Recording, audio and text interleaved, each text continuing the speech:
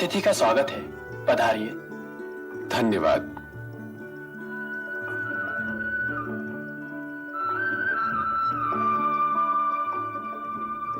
विराजिए।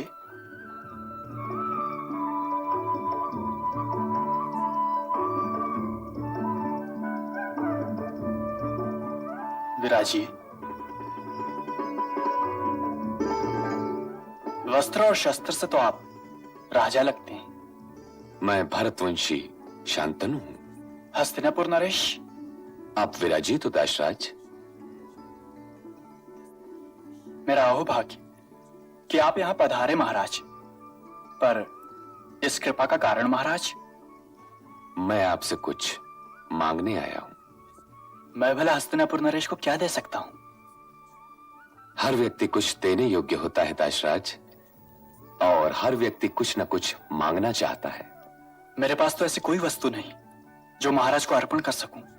यदि आप देना न चाहें तो और बात है, पर मैं जो आपसे मांगने आया हूं वो त्रैलोक्य में आपके सिवाय और किसी के पास नहीं। मैं समझा नहीं नरेश, मेरे पास ऐसी कौन सी वस्तु हो सकती है? जो मैं मांगने आया हूं दाशराज, वो वस्तु नहीं है। तो फिर? मैं तो सुगंध की बात कर रहा हूं, जिसके आगे कस्तूरी भी अपना सर झुकाए। क्या आप वही कह रहे हैं महाराज जो मैं समझ रहा हूं? यदि आप वही समझ रहे हैं जो मैंने कहा, तो मैं वही कह रहा हूं। यह बात तो पहेलियों में नहीं हो सकती महाराज। मुझे गौरव के अनुभव का अवसर प्रदान कीजिए।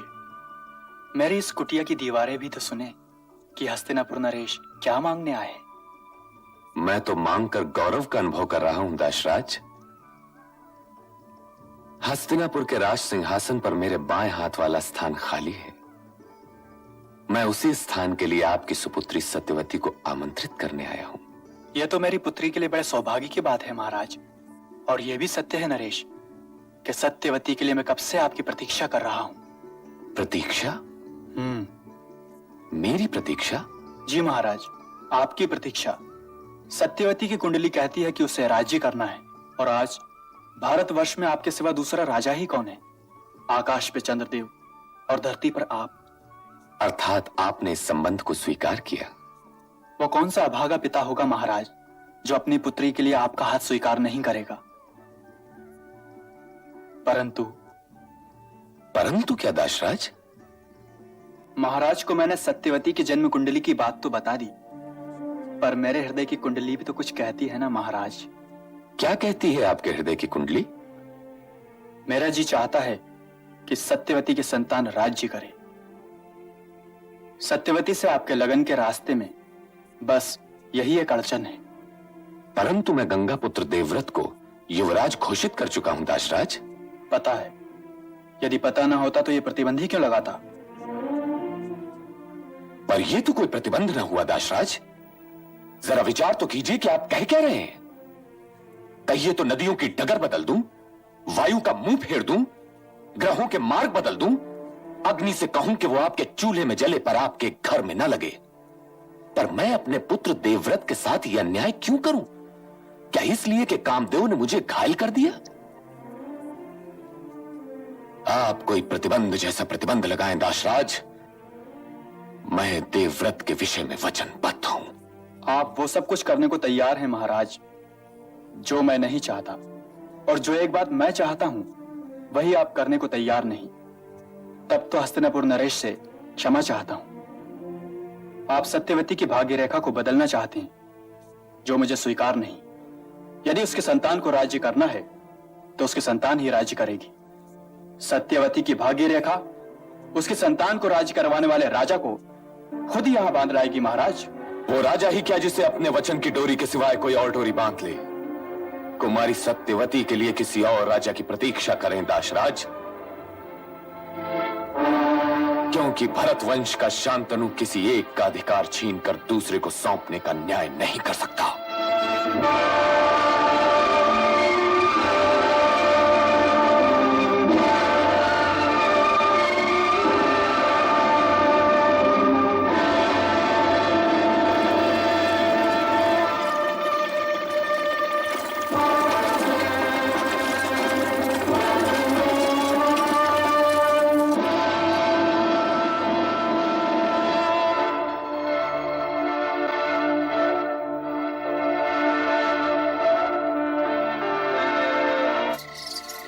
सारथी, मेरा रथ तैयार किया जाए।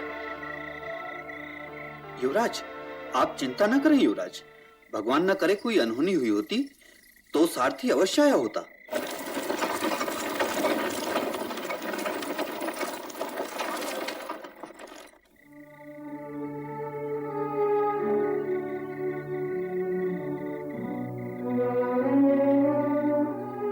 आप कहां रह गए थे पिता महाराज?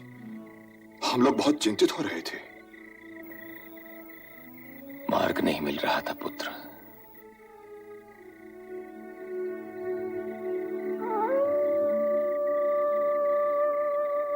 क्या आपको पिता महाराज बहुत चिंतित नहीं दिखाई दे रहे थे महामंत्री? राजा को अनेक चिंताएं होती हैं युवराज।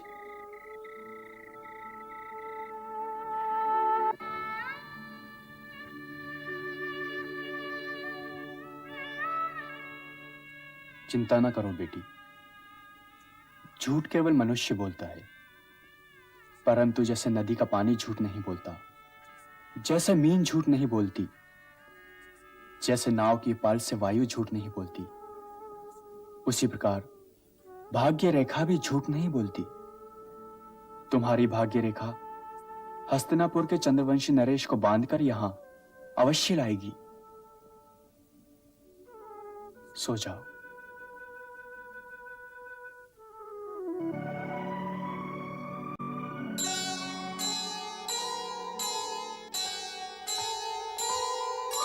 नहीं नहीं होगा नहीं यह भीषण अन्याय। नीति प्रीति संघर्ष में प्राण भले ही जाए, प्राण भले ही जाए। आप सत्यवती की भाग्य रेखा को बदलना चाहती हैं, जो मुझे स्वीकार नहीं। यदि उसके संतान को राज्य करना है तो उसकी संतान ही राज्य करेगी। सत्यवती की भाग्य रेखा उसकी संतान को राज्य करवाने वाले राजा को खुद ही यहां बांध लाएगी महाराज।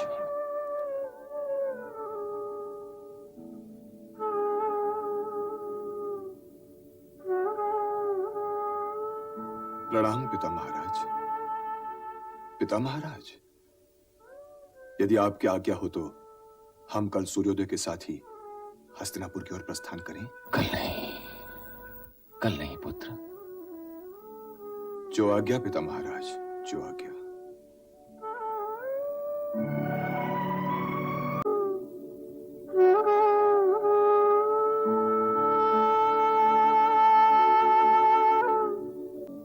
अरे पुत्र तुम?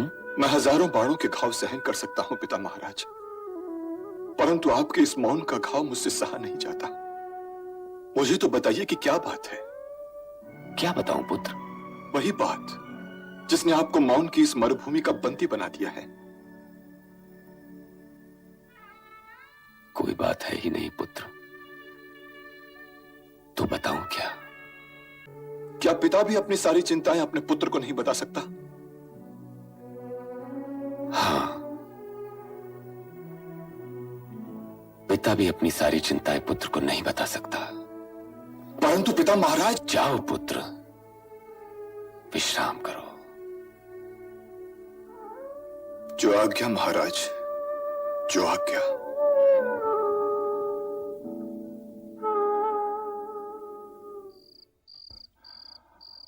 आओ सारथी। मैं पिता महाराज के लिए बहुत चिंतित हूं। आप उनके मित्र भी हैं और सारथी भी। ये प्रतिदिन आप पिता महाराज को कहां ले जाते हैं? जहां ले जाने की आज्ञा मिलती है युवराज। और वो कहां ले जाने की आज्ञा देते हैं? जहां जाने को उनका जी करता है। आपकी निष्ठा आदरणीय है,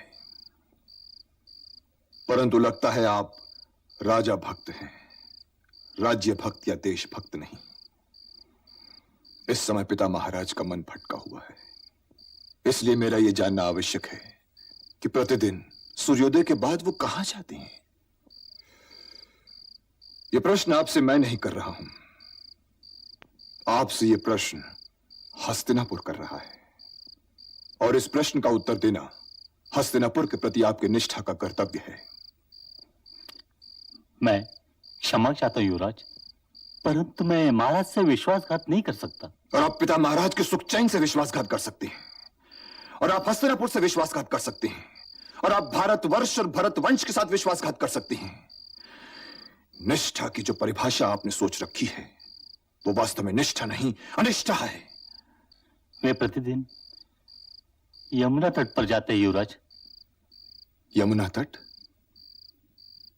और वहां जाकर वो करते क्या है? किसी पेड़ की ओट से दासराज की पुत्री सत्यवती को देखते रहते हैं। पेड़ की ओट से? जी युवराज। दिन भर? जी युवराज। क्या पिता महाराज कभी सत्यवती से मिले? जी युवराज, मिले। और दासराज से? जी युवराज, उनसे भी मिले। मेरा रथ तैयार किया जाए। महाराज, महाराज, गंगापुत्र देवव्रत पधारे हैं। उन्हें आदर के साथ अंदर बिठाओ। जो आज्ञा। कुमार, विराजिए।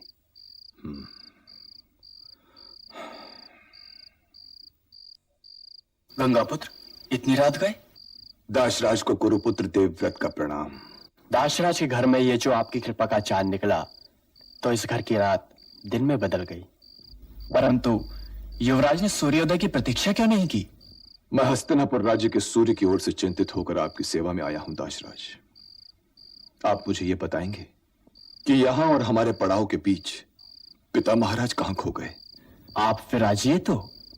ये बैठने का समय नहीं है दासराज। कृपया आप मुझे पिता महाराज के विषय में कुछ बताएं। वे मेरी पुत्री सत्यवती से विवाह करना चाहती हैं। तो फिर रुकावट क्या है?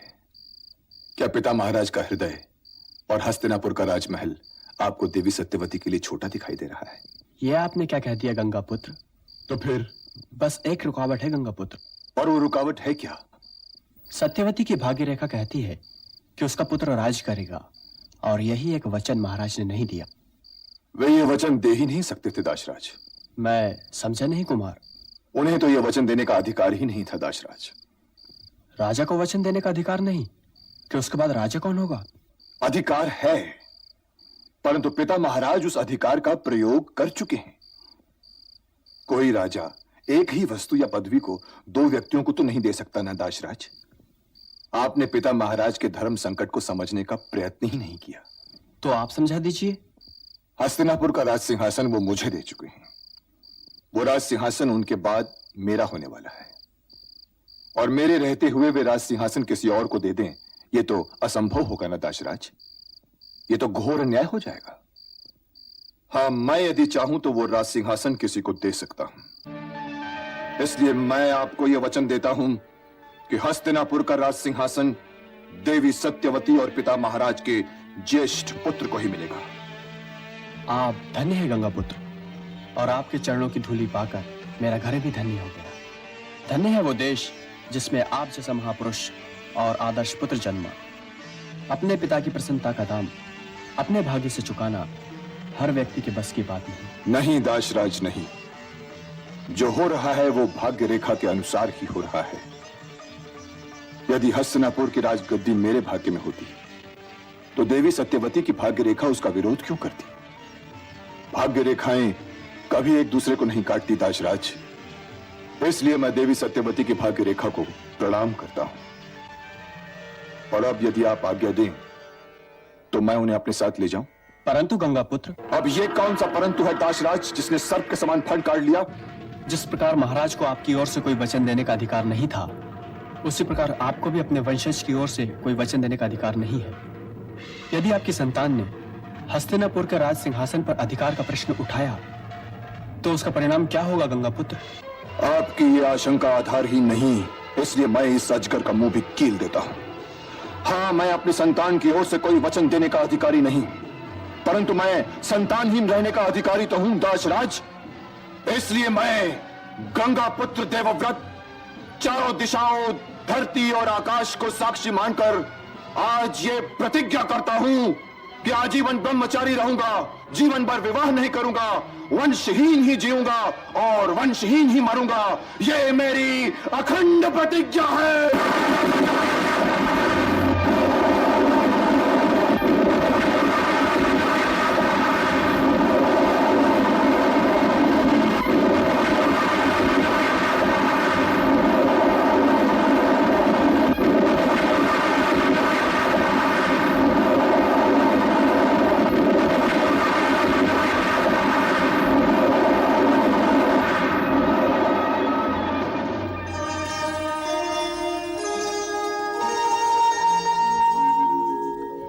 चंद्र टरे सूरज टरे,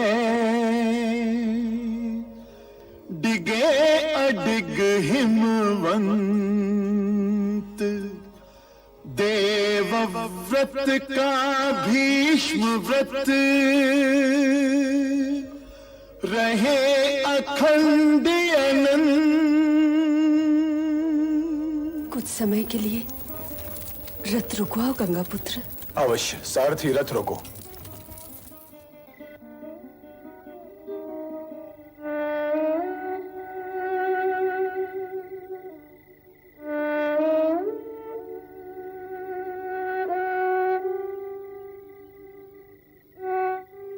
क्या बात है देवी?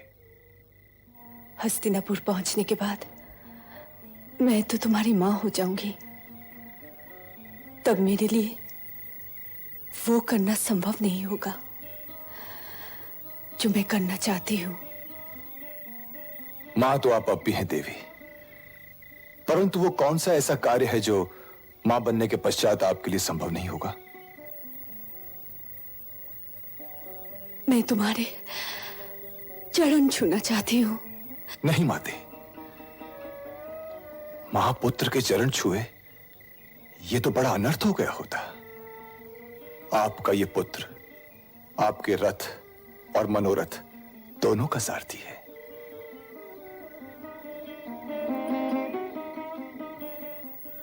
अब तुम जैसे पुत्र कभी पैदा नहीं होंगे, कभी नहीं। पिता महाराज,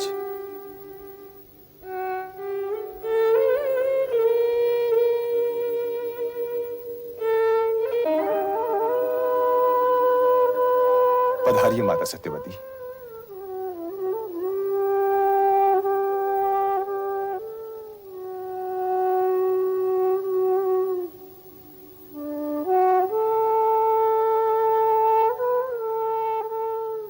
आप बिना कारण ही हिचकिचाए थे पिता महाराज। आपको मेरी ओर से यह वचन देने का पूरा अधिकार था कि माता सत्यवती का ज्येष्ठ पुत्र ही राज करेगा। परंतु पुत्र, मैं हस्तिनापुर के राज सिंहासन का नहीं, आपका पुत्र हूं। आपके सुख की सेवा करना मेरा कर्तव्य है और इसीलिए इस कर्तव्य का पालन करने के लिए मैंने आजीवन ब्रह्मचर्य की प्रतिज्ञा कर ली।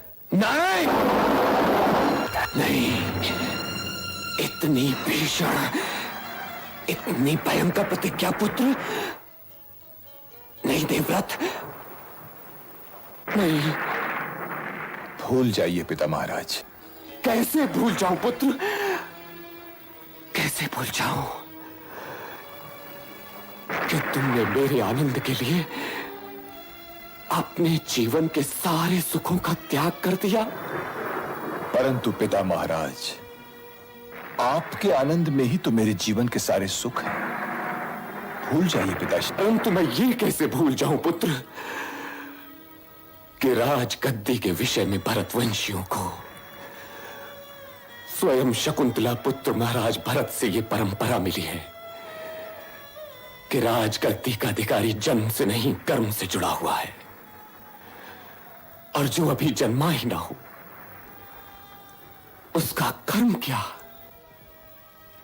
परंतु राजा का एक कर्तव्य यह भी है महाराज कि वो अपनी प्रजा के अधिकारों की रक्षा करे।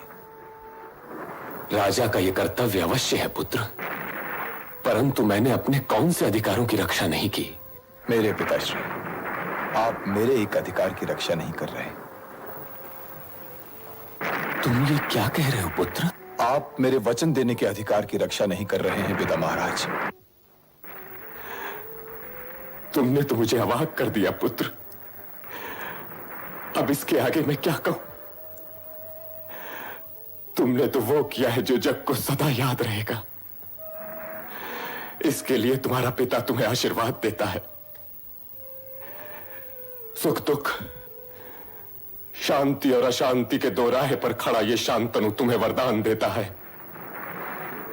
कि जब तक तुम स्वयं इच्छा न करो, मृत्युलोक को नहीं त्यागोगे।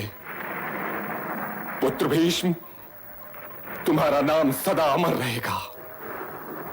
तुम जब तक चाहोगे जियोगे और मृत्यु तुम्हारी इच्छा के बिना तुम्हारे पास नहीं आएगी।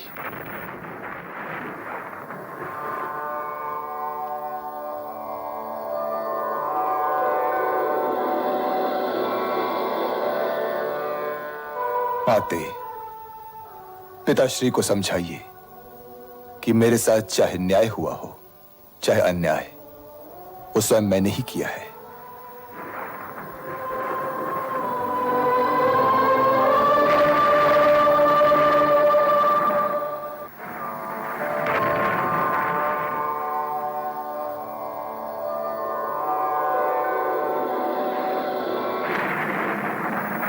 आज से हम देवव्रत को भीष्म ही कहेंगे आर्यपुत्र। हम ही नहीं, त्रिलोक उसे भीष्म के नाम से पुकारेगा और भीष्म के नाम से ही जानेगा।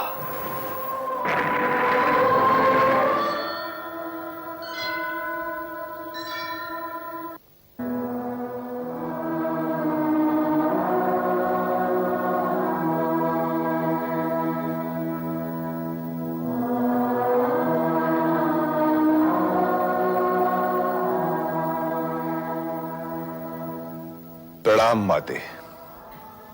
आयुष्मान भव। आज आपसे बातें करने को जी हो आया था माते। कहो वत्स। मैंने जो कुछ किया ठीक किया ना माते? तुम अधर्म कर ही नहीं सकते पुत्र। तुम्हारा जन्म ही हुआ है इस धरती पर धर्म का नाम बढ़ाने के लिए। तुम्हारी माँ होना बड़े गर्व की बात है। बस आपका आशीर्वाद चाहिए माते। वो तो सदैव है पुत्र। प्रतिज्ञा शब्द को अर्थ देने वाले अपने इस पुत्र के लिए तो मेरा आशीर्वाद सदैव है। जो तुमने किया वो किसी मानव या देव के लिए संभव न था, परंतु जो तुमने किया वो करना भी चाहिए था। तो फिर अब मेरे लिए क्या आदेश है माते? तुम आदेशों से ऊपर हो पुत्र। तुम उनमें से नहीं जो केवल अपने कर्तव्य का पालन कर लेते हो। तुम वो हो जो धर्म का पालन करने के लिए ही जन्म लेते हैं।